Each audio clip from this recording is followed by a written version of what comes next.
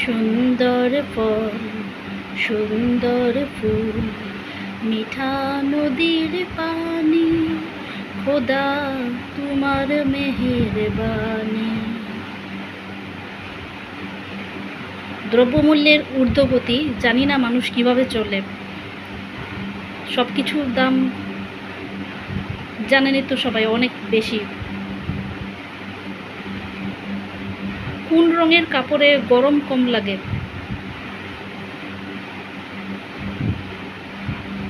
স্কুলে আমাদের বইয়ে এরকম একটা প্রশ্ন ছিল। সব কিছুর দাম অনেক, সবজির দামটা তার মধ্যে আল্লাহর রহমতে একটু কম আছে।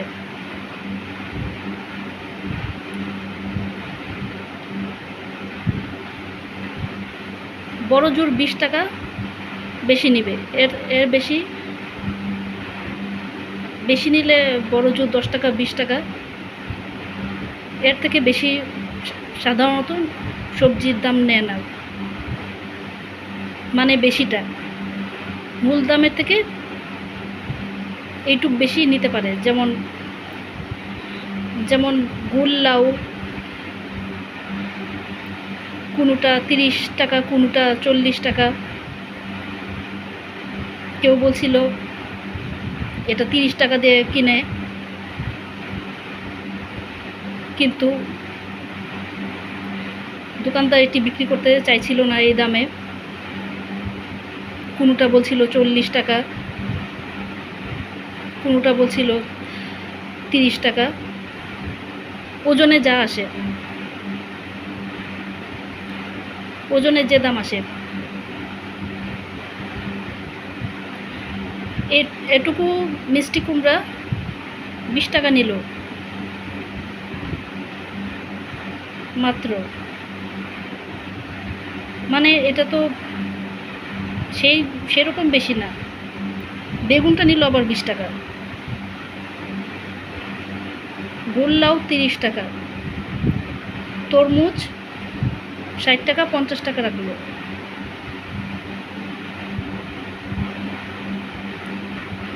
ডিম 45 টাকা। কিছু ডিম ফেটে গিয়েছিল,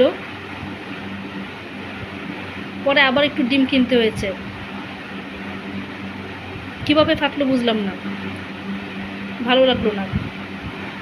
আগেও হঠাৎ এরকম হয়েছে, আজ ভালো লাগলো না। তারপর একটু ডিম আনা হলো। একজন প্রবাসীর স্ত্রীর কিছু বিষয়ে কথা বলতে চাই। খুব কমই কথা বলি এসব, যে কোনো বিষয়েই। প্রবাসীর স্ত্রীর অনেক যন্ত্রণা, প্রবাসীর স্ত্রীর অনেক যন্ত্রণা।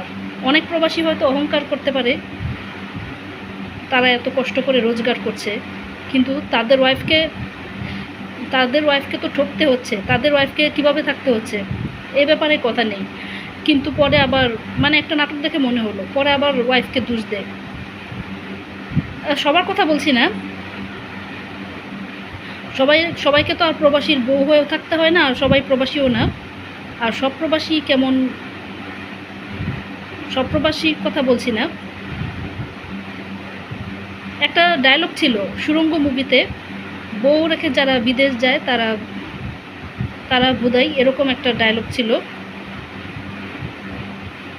আর ছোটোবেলায় নেয়ামুল কোরআনে পড়েছিলাম, কোনো প্রতিষ্ঠান এমন হওয়া উচিত না যেখানে কাজ করলে স্বামী স্ত্রীকে আলাদা থাকতে হয়। যেখানে স্বামীকে কাজ করলে স্ত্রী থেকে আলাদা থাকতে হয়। প্রবাসীর বউ, শুধু প্রবাসীর বউ না, যে কোনো বউ যদি স্বামীকে অনেকটা সময় কাছে না পায়, এটা তার জন্য কেমন ব্যাপার, এটা শুধু সে আর তার আল্লাহ জানে। মানে আল্লাহ জানে, আর সে তো জানেই, আল্লাহ তো সব কিছুই জানেন। আল্লাহ ক্ষমাশীল।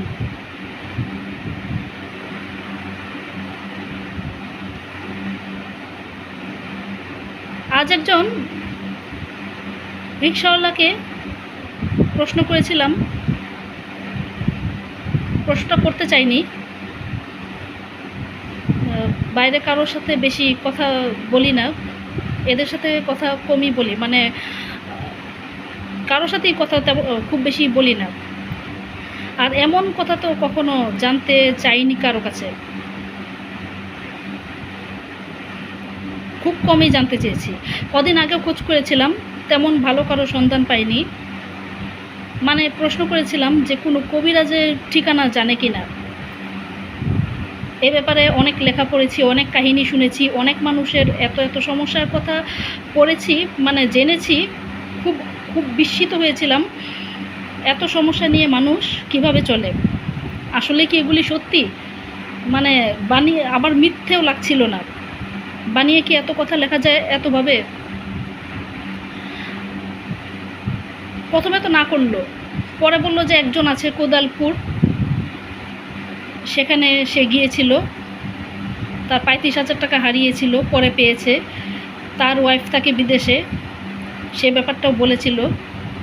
পরে কবিরাজ বলেছে এতে সমস্যা নেই, সৌদি আরব থাকে, 2 বছর হলো,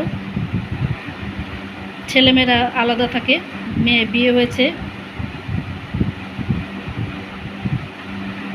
এসব বলছিল। কাউকে কোনো কথা প্রশ্ন করলে তারা অনেক কথা বলতে থাকে, কিন্তু ইনি খুব কম কথাই বলছিলেন, বেশি কথা আর বলিনি। উনি ওনার নাম্বারটা দিয়ে বলেছিলেন ওখানে গেলে জানাতে। জায়গাটা একটু দূরে, খুব দূরে নয়। তারপর কোনো কথা বলিনি। ওনার ওয়াইফ আগেও 6 বছর সৌদি আরব থেকে এসেছেন, আবার গিয়েছেন। ওয়াইফের সঙ্গে কথা হয় না ওনার 2 বছর। টাকা চেয়েছিলেন, তখন নাকি সমস্যা হয়েছিল। বিভিন্ন মানুষের বিভিন্ন কাহিনী।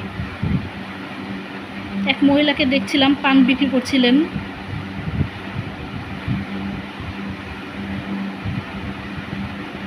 হাদিসে আছে, তোমাদের মধ্যে সেই ব্যক্তি উত্তম যে তার স্ত্রীর কাছে উত্তম। অনেক মেয়ের প্রেমের কষ্ট দেখা যায়, অনেক ছেলের হয়তো প্রেমের কষ্ট আছে, ছেলেদেরটা তো ছেলেরা বলতে পারবে। তবে কষ্ট তো কষ্টই, মেয়েদের প্রেমের কষ্টটা একরকম।